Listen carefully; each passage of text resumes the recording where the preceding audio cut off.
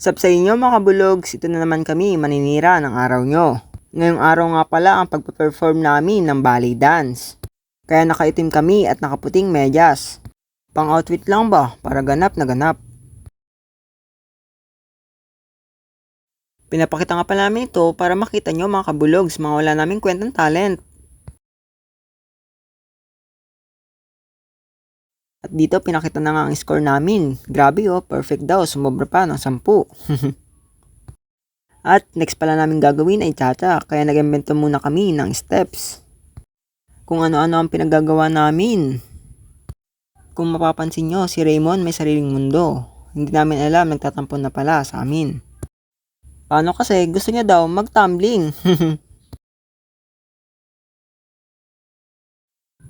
Inabukasan nga 8:30 ng umaga magpa-practice. Sinabayan ko sila na walang malilate dahil bukas na ito ipa-perform. Niremove ko nga pala mga kabulogs yung mga laging late. Kung napapansin nyo, umiyak si Justy. Kasi isa siya sa tinanggal ko.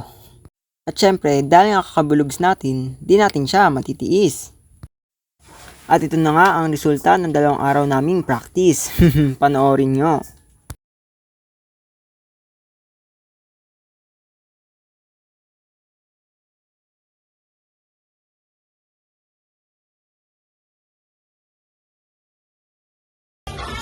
At yun na nga, lalapit na si Bulogs Kevin, ang kambing ng grupo kay Sir Enteng para hamunin ng cha-cha.